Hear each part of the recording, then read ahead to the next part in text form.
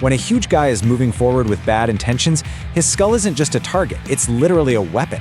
Seriously, a 250-pound man's skull will absolutely destroy your bare hand.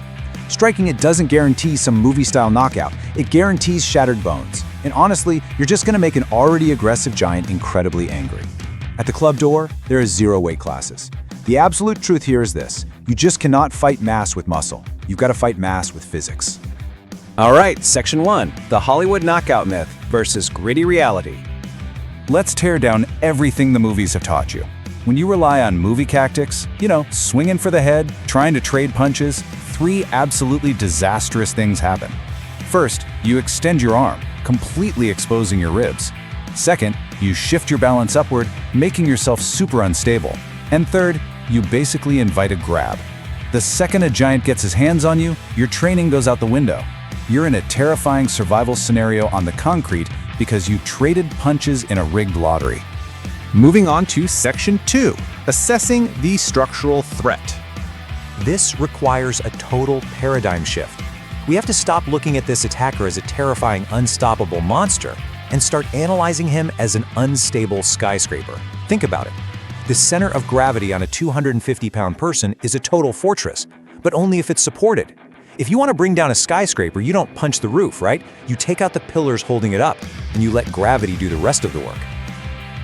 By spotting these early signs of aggression, you can see exactly how the attacker's own mass becomes their fatal vulnerability.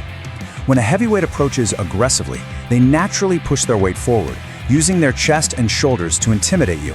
But here's the physical reality. When they lean in, almost all of that massive bulk drops dead weight right onto their locked front leg. They are literally handing you their foundation.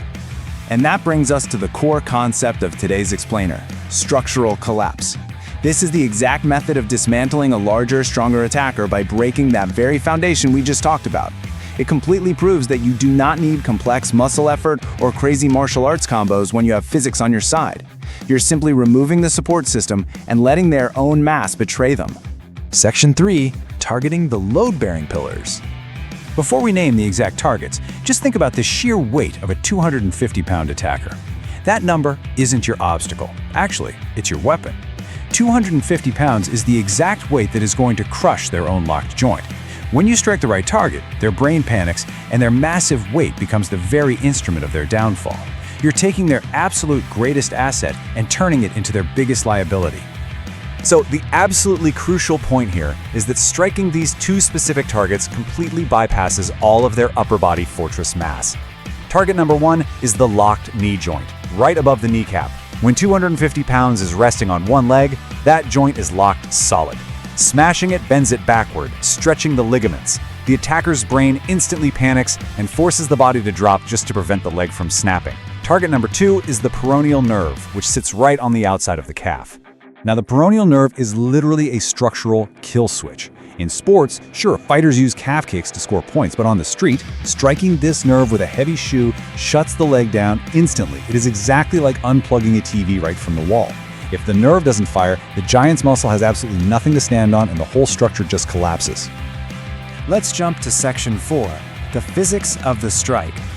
What's really interesting here is that the mechanics of this movement, called the oblique stomp, are totally different from traditional martial arts. You aren't swinging your leg around like a baseball bat. You are driving mass downward to cause complete architectural failure. Turn your toes upward, use the bottom of your heel or the heavy edge of your shoe, and just drive the heel right through the knee like you're kicking open a heavy stuck door. The heavier the attacker is, the more his own planted weight crushes that joint under your downward force. Next up, Section 5, the psychology of deception. Knowing where to hit means absolutely nothing if your strike isn't totally invisible.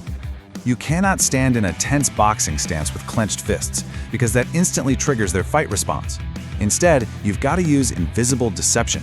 Keep your hands open, talk calmly, and lock your eye contact high on their face. Their brain gets super focused on your hands and eyes up high, keeping their attention completely away, while your weapon fires way below their radar. All right, Section 6, drilling for adrenaline management. This brings us to the 1-second shock protocol. The very second his leg structure breaks, his brain goes into pure shock, freezing him for exactly 1 second. Now, the absolute worst thing you can do right here is step back, because that just gives him room to catch his balance. Instead, apply forward pressure right into that newly created space. Finish with a palm strike to the chin, break the threat, and get out safely. The goal isn't to wrestle on the concrete, it's to steal their mobility so you can prioritize your exit. Okay, let's dive into how to safely practice this on a heavy bag so it becomes pure instinct before the adrenaline ever kicks in. Stand in front of the bag, keep your hands up at your chest, and crucially, look straight ahead at eye level. Fire your heel blindly into the bottom of the bag, snap it back quickly, and stand tall. Repeating this hundreds of times builds the exact reflex you need to execute it flawlessly under pressure. And we absolutely have to avoid these common beginner mistakes. Doing these instinctual errors is what traps you in a heavyweight's rigged game. Never aim for the jaw or head. Don't step backward after landing the strike. Avoid clenching your fist in a boxing stance. And whatever you do, do not look down at their legs during the movement because that completely telegraphs your invisible strike. So, to wrap up this explainer, I'll leave you with this final question to consider before you ever step up to a bag to train. When a massive 250-pound threat aggressively pushes into your space, will your survival rely on your muscles or on physics? Trying to match strength with strength against a giant is a losing battle. Mass is only an advantage if you play their game. So, we don't play their game.